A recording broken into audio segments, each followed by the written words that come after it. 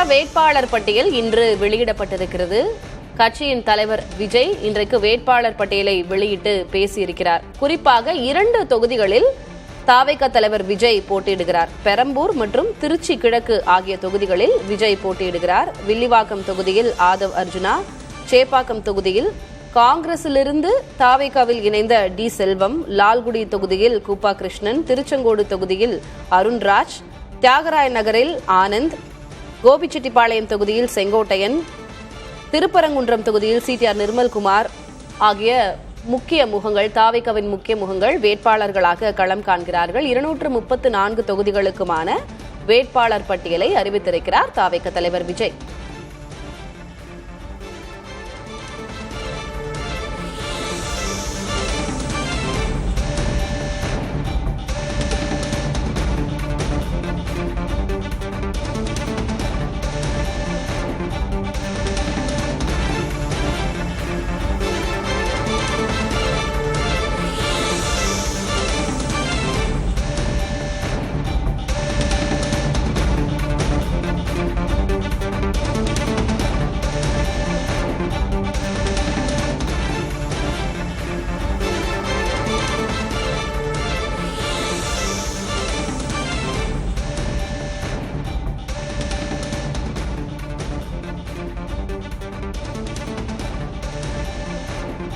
தாவேகா முக்கிய வேட்பாளர்களை பார்த்து வருகிறோம். எழும்பூர் தொகுதியில் ராஜ்மோகன், திருவிக நகரில் பல்லவி, காரைக்குடியில் விஜய் தாமு ஆகியோர் போட்டியிடுகிறார்கள்.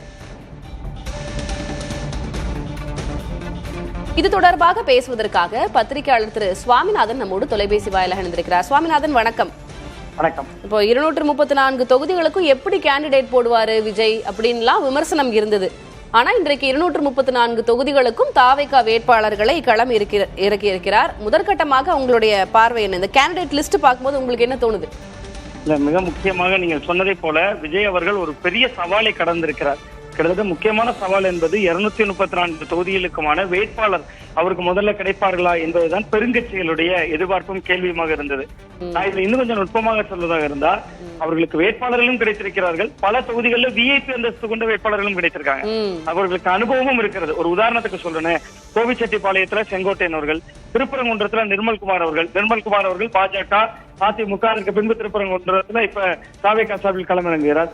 லால்குடியில கூப்பா கிருஷ்ணன் முன்னாள் அமைச்சர், திருப்பூர் வடக்குல சத்யபாமா முன்னாள் எம்பி, ஆயிரம் விளக்குல ஜேசிடி பிரபாகர் அவர்கள் அதிமுக மிக முக்கியமான தலைவர், ஓபிஎஸ் அவர்களோடு இருந்தவர் எக்ஸ்எம்எல்ஏ.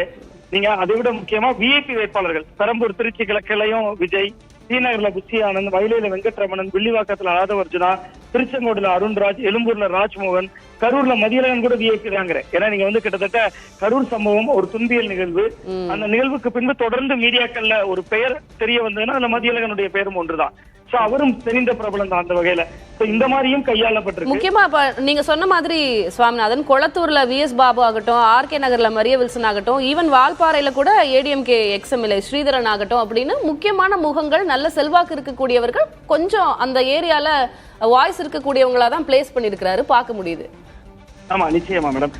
அதுல இன்னொரு மிக முக்கியமா என்னன்னா, இந்த ரெட்டியார்பட்டி நாராயணன் கிட்டத்தட்ட ஒரு நாங்குநேரி வேட்பாளராக அறிவிக்கப்பட்டிருக்கிறார். இடைத்தேர்தல்ல வெற்றி பெற்றவர் அதிமுக சார்பில் அவர் காத்திருந்த அதிமுகவில் அந்த தொகுதி அமமுகவுக்கு ஒதுக்கப்பட்டதுனால அவர் சேர்ந்தே ஒரு வாரம் தான் ஆகுது. அவரும் வேட்பாளராக அறிவிக்கப்படுறார். இன்னொன்று, திருநெல்வேலியில் அறிவிக்கப்பட்டிருக்கக்கூடிய RS முருகன், அவரெல்லாம் பெரும் செல்வந்தர், பெரிய ஒப்பந்ததாரர். கிட்டத்தட்ட அவர் திருநெல்வேலியில் போட்டியிட வாய்ப்பு இருக்கிறது என்பதாலதான் கிட்டத்தட்ட சாத்தூருக்கு நயனா நாகேந்திரன் அவர்கள் இடம்பெயர்ந்ததுக்கு பல காரணங்கள். அதுல ஒன்றாக கூட RS முருகன் இங்க களம் காண்பார் அப்படிங்கறத கிரவுண்ட்ல ஒரு ரிப்போர்ட் இருந்தது. அப்படியான காலகட்டத்துல RS முருகன் திமுகவில் இருந்தார். அவர் திமுக தனக்கு சீட்டு வழங்கப்படும் என்று காத்திருந்தார். நேற்று சீட்டு மறுக்கப்பட்டது. நேற்றுதான் இணைந்தார், தாவேகாவை நோக்கி அவர் நகர்ந்திருந்தார். இன்றைக்கு ஒரு வேட்பாளராக இருக்கிறார். இப்படி பல தொகுதிகள்ல நம்ம நுட்பமா ஸ்கேன் பண்ணி பார்த்தோம்னா திமுக அதிமுகவில் சீட்டுக்காக காத்திருந்த பெருந்தலைகள் இடம்பெற்றிருக்காங்க. நீங்க அதுதான் காங்கிரஸ் கட்சியினுடைய பொதுச் செயலாளராக இருந்த செல்வம் இன்னைக்கு உதயநிதி ஸ்டாலின் அவர்களுக்கு எதிராக களம் காண்டதா இருக்கலாம். திமுக அதிமுக நீண்ட நெடிய பாரம்பரியம் கொண்ட விஎஸ் பாபு முன்னாள் எம்எல்ஏ அவர்கள் கொளத்தூர்ல களமிறக்கப்படுறதா இருக்கலாம். கிட்டத்தட்ட திமுக அதிமுக இரண்டும் ஏராளமான வேட்பாளர்களை இவர்களுக்கு வழங்கி இருக்குன்னு நான் பாக்குறேன். இன்னொன்று, விஜய் அவர்கள் இன்னும் ஒரு 2 நாட்கள் தாமதித்து ஒருவேளை வேட்பாளர் பட்டியல் வெளியாக இருந்தா இன்னும் பல பேர் முயற்சி எடுத்துக் கொண்டுதான் இருக்கிறார்கள். இன்னைக்கு காலையில வரைக்கும் எனக்கு கிடைத்த தகவல் படி பல பேர் தாவேக்காவில் வேட்பாளராகி விடலாமா, திமுக அதிமுக வாய்ப்பில்லையே என்று காத்திருந்தாரு. பட் விஜய் இன்னைக்கு இந்த வேட்பாளர் பட்டியலை அறிவிக்கிறதுல இன்னும் ஒரு நாளோ 2 நாளோ காலம் தாழ்த்தி இருந்தால் இதில் சில விஐபி வேட்பாளர்கள் கிடைத்திருக்கலாம். நீங்க இன்னொன்று நுட்பமா மேடம், கிட்டத்தட்ட திமுக வேட்பாளர் பட்டியலை அறிவிச்சாங்க, அதிமுகவும் அறிவிச்சாங்க. அதிமுக ஒரே ஒரு இஸ்லாமிய வேட்பாளர் தான் இருந்தார். திமுகவில் 3 பேர் இருந்தாங்க. நாசர் அவர்கள் இருந்தாரு, சையது மஸ்தான் அவர்கள் இருந்தார், செஞ்சி மஸ்தான் அவர்கள் இருந்தாரு, அப்துல் வகாப் திருநெல்வேலியில் இருந்திருந்தார். விட்டு 5 வேட்பாளர்கள் வந்து கூட்டணி கட்சி, அது இஸ்லாமிய கட்சிகள், இந்திய யூனியன் பிரதேஷ், மனிதநேய மக்கள் கட்சி போன்ற கட்சிகள் இருந்தாங்க. அப்படி மொத்தம் ஒரு 8 பிரதிநிதித்துவம். அதிமுக ஒரே ஒருவர் தான். இப்படி இன்னைக்கு தாவேக்கா அறிவித்திருக்க வேட்பாளர்கள் வாணியம்பாடியில சையது, ஆம்பூர்ல இம்தியாஸ், ஊட்டியில இப்ராஹிம், திண்டுக்கல்ல நஜீர் ராஜா, புதுக்கோட்டையில ஷெரீப், மதுரை மத்தியில முஸ்தபா, ராமநாதபுரத்துல சாகுல் ஹமீது, கடையநல்லூர்ல அப்துல் ஜலீல், இஸ்லாமியர்கள் 9 பேர் பெயரை அவர் உச்சரித்தார். அது கேட்க முடிந்தது. அப்ப இது எல்லா வகைகளிலுமே ஒரு சோசியல் இன்ஜினியரிங் அங்க ஒர்க் அவுட் பண்ணிருக்கிறார். எந்தெந்த தொகுதிகள் இப்ப நீங்க வாணியம்பாடி, ஆம்பூர் நமக்கு இஸ்லாமியர்கள் தான் நினைவுக்கு வருவாங்க. அந்த பகுதிகளில் இஸ்லாமியர்களுக்கு வாய்ப்பு வழங்கப்பட்டிருக்கிறது. அந்த இஸ்லாமிய பிரதிநிதித்துவம், சிறுபான்மையினர் பிரதிநிதித்துவம் கன்னியாகுமரி மாவட்டத்துல சிறுபான்மையினர் அதிகம். நாகர்கோவில் தொகுதியில ஒரு உதாரணத்துக்கு, நாகர்கோவில் தொகுதியில திமுக ஒரு கிறிஸ்தவரை ஒதுக்கி இருக்கு, அதே போன்று இவரும் ஒதுக்குகிறார். அப்ப அந்தந்த பகுதிகளிலேயே ஸ்டடி பண்ணிருக்காங்க அப்படிங்கறத ஒரு நுட்பமான அளவுல தான் அவர்களுடைய வேட்பாளர் தேர்வு நடத்திருக்கிறது. கிட்டத்தட்ட ஒரு 35 தொகுதிகள்ல வலுவான வேட்பாளர்களை களமளிச்சிருக்காங்க. அவர்கள் ஒரு பிரபலத்தன்மை கொண்டவர்களாகவும் இருக்காங்கன்னு பாக்குறேன். பல தொகுதிகளில் வேட்பாளர்கள் பெரிய சவாலாக இருக்கும், அவர்கள் செலவு பண்ற தொகை பெரிய சவாலாக அவர்களுக்கு இருக்கலாம். பட் பல தொகுதிகள்ல செலவு செய்யக்கூடிய ஆற்றல் உள்ளவர்களும் வந்திருக்காங்க. பாளையங்கோட்டையில மரிய ஜான் அவர்லாம் ரொம்ப பிரபலத்தன்மை கொண்டவர், அந்த ஏரியால நல்ல செலவு செய்யற ஆற்றல் உள்ளவர்னு பெயர் எடுத்தவர். சோ அந்த மாதிரியும் வேட்பாளர்கள் வந்திருக்காங்க. கிட்டத்தட்ட அவர் சொல்றது போல எளிமையான பின்னணி, அதுல ஒரு 80% வந்து ஒரு 70% பொருளாதார பின்புலம் இல்லாதவர்களாகவும், ஆனா ஒரு 30% வலுவான பின்னணி கொண்டவர்களாகவும் நான் பாக்குறேன். இன்னொன்று, அந்த சோசியல் மீடியால களமாடி இருப்பாங்கல்ல மேடம், ரொம்ப ஆக்டிவா அவங்களுக்கு சீட்டு வழங்கப்பட்டிருக்கு. அது திருமயத்துல சிந்தாமணின்னு ஒரு லேடி, கிட்டத்தட்ட அறந்தாங்கியில பர்வேஸ், அந்த பர்வேஸ் எல்லாம் வந்து நீங்க புதுக்கோட்டை பகுதியில மாநகராட்சி கவுன்சிலராக இருக்கக்கூடியவர், காரைக்குடியில பிரபு அவரெல்லாம் சோசியல் மீடியால ஆக்டிவா இருப்பாரு. ஆண்டிப்பட்டியில பாண்டி, அண்மையில சாட்டை துரைமுருகன் அவர்களோட ஏரியாவுக்கு வந்து பாரு அப்படின்னு பேசக்கூடிய ஒரு வீடியோ வைரல் ஆச்சு. அந்த மாதிரி சமூக வலைதளங்கள்ல ஆக்டிவா களமானவங்களுக்கு கொடுக்கப்பட்டிருக்காங்க. கிட்டத்தட்ட ஒரு சுவாமிநாதன், நீங்க சொல்றதை வச்சு பார்க்கும்போது நீங்க குறைந்த நேரத்துல நிறைய டீகோட் பண்ணிருக்கீங்க ஒவ்வொரு வேட்பாளர்கள் குறித்தும் அப்படின்றத என்னால புரிஞ்சுக்க முடியுது. கிட்டத்தட்ட 30ல இருந்து 35 வேட்பாளர்கள் நல்ல வாய்ஸ் இருக்கிறவங்க, செல்வாக்கு மிக்கவர்களாகவே, கொஞ்சம் பிரபலத்தன்மை உடையவர்களாகவே, அதையெல்லாம் தாண்டி ஓரளவுக்கு தேர்தலுக்கு செலவு பண்ணக்கூடியவர்களாகவே போட்டிருக்கிறார் அப்படின்னு நீங்க சொல்றீங்க. ஆனா என்னோட கேள்வி என்ன அப்படின்னா, ஒரு சில தொகுதிகள் இந்த கட்சிக்கு தான், இந்த வேட்பாளர் தான், இவங்களை விட்டா வேற யாரும் வின் பண்ண முடியாது அப்படின்றது இருக்கும். அது இப்போ ஒரு அருப்புக்கோட்டை ஆகட்டும், தொண்டாமுத்தூர் ஆகட்டும், கொளத்தூர் ஆகட்டும், எடப்பாடி ஆகட்டும், அந்த மாதிரி தொகுதிகள்ல டஃப் கொடுக்கிற அளவுக்கு வேட்பாளர் பட்டியல் இருக்கிறதா? இல்ல, அது நிச்சயமாக இல்லை. நீங்க 234 தொகுதியோடு நம்ம ஒப்பிட்டா நிச்சயமாக அப்படி இல்லை. அதாவது இவர்களுக்கு மற்ற தொகுதிகளை விட ஒரு ஸ்டார் வேட்பாளர்கள் நம்ம முக்கியம். நீங்க களத்துல இன்னைக்கு திமுக, அண்ணா திராவிட முன்னேற்ற கழகம், 3வதா விசில். அப்ப அந்த விசிலை மட்டுமே முன்னிலைப்படுத்தி மற்ற தேர்தல்கள்ல சந்திக்க போறாங்க. 234 தொகுதிகள்ல கிட்டத்தட்ட 200 தொகுதிகள்ல விசில் தான் ரோல் பண்ண போகுது. ஒரு 30 முதல் 35 தொகுதிகள், என்னுடைய யூகம் சரியாக இருந்தா அதிகபட்சம் 35 தொகுதிகள். அதுல மட்டும்தான் வேட்பாளர்களுக்கும் அறிமுகம் இருக்கும். இந்த கிரவுண்டுக்கு போவாங்கல்ல, இன்னும் 20-25 நாட்கள் இருக்கிறது. அவர்கள் களத்துக்கு போவாங்க, சோசியல் மீடியால பேசுவாங்க, அவர்கள் போகக்கூடிய வீடியோக்கள் வெளியாகும். அது ஒரு தாக்கத்தை ஏற்படுத்தும். அதிகபட்ச ஸ்டார் வேட்பாளர்கள் தான் கடும் போட்டி கொடுக்கணும். இப்ப விஜய் பெரம்பூர், நீங்க ஒரு உதாரணத்துக்கு எடுத்துக்கிட்டீங்கன்னா, பெரம்பூர்ல 40,000 உறுப்பினர் அட்டை இருக்கிறதா சொல்றாங்க, தாவேக்கா தரப்பு சொல்றாங்க. 3000 நிர்வாகிகள் எங்கிட்ட இருக்காங்கிறாங்க பெரம்பூர்ல. திருச்சி கிழக்கு நீண்ட காலமா அவங்க ஒர்க் பண்ணி வச்சிருந்ததுதான். அவர் பிரச்சாரத்தை தொடங்குற பொழுதே நம்ம பேசணும், திருச்சியில போய் ஏன் முதல்ல அங்கிருந்து தொடங்கிய காலகட்டமா இருக்கலாம். அந்த பிரச்சார வண்டியை அவர் எடுத்துக்கொண்டு போனதும் திருச்சிக்கு போயிருந்தாரு, அந்த தொகுதிக்குள்ள போன மாதிரி வைத்திருந்தாரு. இப்ப நீங்க திருச்செங்கோடு அருண்ராஜ், ஒரு ஐஆர்எஸ் ஆபீசர், அந்த பகுதி மக்களுக்கு அறிமுகம். அதை சொல்றேன் நான். இப்ப வில்லிவாக்கம் ஆதவர்ஜனா பொருளாதார பின்னணியும் இருக்கும் அவர்கிட்ட, அவருக்கான ஒரு ஸ்டார் தன்மையும் இருக்கு. ஆதவர்ஜனா என்ன பேசுகிறாருன்னு நம்ம ஒரு காலகட்டத்தில் கவனித்திருக்கிறோம்.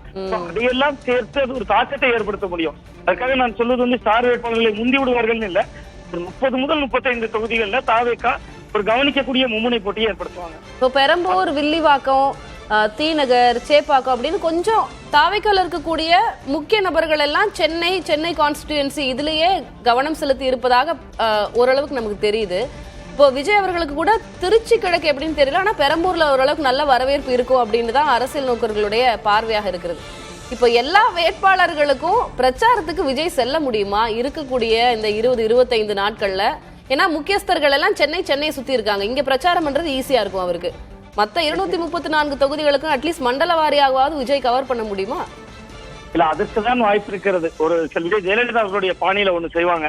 ஒரு திருநெல்வேலிக்கு திடீர்னு வருவாங்க. நீங்க கேட்டதை போல அங்க ஒரு 10 வேட்பாளர்கள் சுற்று வட்டாரக்கூடிய 4 மாவட்டங்கள்ல இருந்து கிட்டத்தட்ட ஒரு 20-25 தொகுதிகளில் கூப்பிட்டு ஒரே மேடையில இருந்து அறிமுகம் செய்து வச்சுட்டு போயிடுவாங்க. பட் இவர் அதுக்கே வரமாட்டாருன்னு தோணுகிறது. ஏன்னா சென்னையிலே அறிமுகம் பண்ணி விட்டாரு. வேட்பாளர்கள் எல்லாம் எழுந்து கையெடுத்து கும்பிட்டு விட்டார்கள். அதற்கான கலச்சூழல் கூட அவருக்கு கிடைக்குமான்னு தெரியல.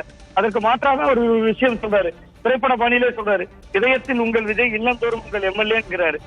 அது கிரவுண்ட்ல நிக்காது. நீங்க களத்துக்கு வரணும், விஜய பார்க்கணும் மக்கள். அது ஒவ்வொரு தொகுதிக்குள்ளேயும் பயணிக்கணும். ஏன்னா முதல் தேர்தல்ல உங்களுக்கு திமுக அதிமுக அத்திர வேகத்துல இருப்பாங்க. கட்டமைப்பு இருக்கு. நீங்க இன்னைக்கு வேட்பாளர்கள் 30 பேர் வேண்டுமானால் அறிமுகமானவர்களா பிரபலத்தன்மை கொண்டவர்களா இருக்கலாம். பட் அங்க கிரவுண்ட்ல வரணுமே. வீடுதோறும் திமுக அதிமுக வந்துகிட்டே இருக்காங்க. ஒவ்வொரு நாளும் வீட்டுக்கு வர்றாங்க. அரசினுடைய சாதனைகளை திமுகவினர் துண்டு பிரசுரமா கொடுக்குறாங்க. அதிமுக காரங்க நாங்க வந்தா என்ன செய்ய போறோம்னு கொடுக்குறாங்க. பட் விஜய்க்கு வீடுகள்ல இருக்கக்கூடிய வாக்குகளை எப்படி ஈர்க்கணும், அதற்கான கிரவுண்ட் ஒர்க்கு, கீழே உள்ள பணிகள், இது எதுவுமே நடக்கலையே. விஜய் களத்துக்கு வரணும், ஒவ்வொரு மண்டல வாரியாவது வரணும். பட் அதற்கான வாய்ப்பும் குறைவாக இருக்கும்னு தான் நான் பாக்குறேன். ஏன்னா அவர்களுக்கு நெருக்கடிகள் நிறைய சொல்றாங்கல்ல அவர்களே. தேர்தல் ஆணையம் எங்களுக்கு ஒவ்வொரு நிகழ்ச்சிக்கும் இது பண்றாங்க, அது பண்றாங்க. அது அவர்களுடைய கட்டமைப்பை அவர்கள் சரி செய்யலாம். முதல்ல அது அவர்களுடைய தவறு தான் நான் பாக்குறேன். இதுதான் தேர்தல் அணுகுமுறை. அந்த அணுகுமுறையில் அவர்கள் கொஞ்சம் பின்தங்கி இருக்காங்க. ஏன்னா இப்போ விஜய் போட்டியிடக்கூடிய 2 தொகுதிகள் திருச்சி கிழக்கோ பெரம்பூருக்கோ பிரச்சாரமே தேவையில்லை. ஏன்னா விஜய் நிற்கிறார் அப்படின்ற அந்த ஒரு ஸ்டார் வேல்யூ போதும். மற்ற 232 வேட்பாளர்களுடைய நிலை என்ன, அவங்களுக்கெல்லாம் யாரு பிரச்சாரம் செய்வாங்க, அவர்கள் எப்படியெல்லாம் களமாட வேண்டும் அப்படின்ற அந்த கேள்வி எல்லாம் இருக்கு இல்லையா? அது ஒரு சின்ன பின்னடைவா இருக்காதா? இல்ல அதெல்லாம் சேர்த்துதான் ஒரு சிறிய பின்னடைவு தான் அது. பட் அதான் சொல்லல, விஜய் கிட்டத்தட்ட ஒரு மண்டலத்திற்காக வரணும். நீங்க ஒரு நெல்லை மண்டலம், மதுரை மண்டலம், ஒரு கோவை மண்டலம், நம்ம மேற்கு கிழக்கு அப்படி பிரிக்க கூடாது. கிட்டத்தட்ட ஒரு 3-4 மாவட்டங்களுக்கு ஒரு விசிட் வரணும். பட் ஆனா ஒரு இனி தொகுதிக்குள்ள வர்றதுக்குமே அவருக்கு நேரம் இருக்காது. நீங்க மற்ற அரசியல்வாதிகள் வர்றாங்கன்னா கட்சியினர் தான் வர்றாங்க கூட்டமா பார்க்கறதுக்கு. மக்களை தேடி அவர்கள் போறாங்க. ஆனா விஜய் வந்தாருன்னா விஜய் தேடி மக்கள் வர்றாங்கல்ல, அது ஒரு சிக்கலாகுது இல்ல. அந்த இடத்துல ஒரு கூட்ட நெரிசல் வருது. நீங்க இன்னும் தேர்தல் தேதியை வந்து தேர்தல் நடத்தை விதிகள் அமல்ல இருக்கக்கூடிய சூழல்ல நீங்க விஜய் ஒரு ஊருக்கு வர்றாருன்னா அதே நாள்ல வேற அரசியல் பிரமுகர் அந்த ஊர்ல பிரச்சாரத்துக்கு வந்தாங்கன்னா போலீஸ் எங்க பாதுகாப்பு எப்படி கொடுக்க முடியும், நிறைய கேள்விகள் இருக்கும். அப்ப அதுல இன்னும் நிறைய தேர்தல் ஆணையம் ஆலோசனை சொல்லுவாங்க, நீங்க வந்தீங்கன்னா இவ்வளவு சிக்கலாகுதும்பாங்க. அதெல்லாம் அவருக்கு ஒரு பெரிய சவாலும் நெருக்கடியாகவும் இருக்கும் அப்படின்னு தான் நான் பாக்குறேன். நீங்க சொன்னதை போல ஒவ்வொரு மண்டலத்துக்கும், இப்ப ஈரோடுனா அந்த ஒரு மண்டலத்தை சொல்லுவாங்க, செங்கோட்டையன் அவர்கள் கவனிச்சுக்கட்டும் அப்படிப்பாங்க. அப்படிதான் சொல்ல வாய்ப்பு இருக்கிறது. அப்படினாலும் நீங்க சவுத்துக்கே பெரிய முகம் இல்லையே, மதுரையில தான் நிர்மல்குமார் இருக்காரு. அதற்கு இங்க எத்தனை தொகுதிகள் வந்துருது. ரைட், பார்க்கலாம் என்ன அடுத்தடுத்த நகர்வுகள் என்னவாக இருக்கிறது அப்படின்றத நம்ம பொறுத்திருந்து பார்க்கலாம். உங்களுடைய கருத்து பகிர்விற்கு நன்றி திரு சுவாமிநாதன்.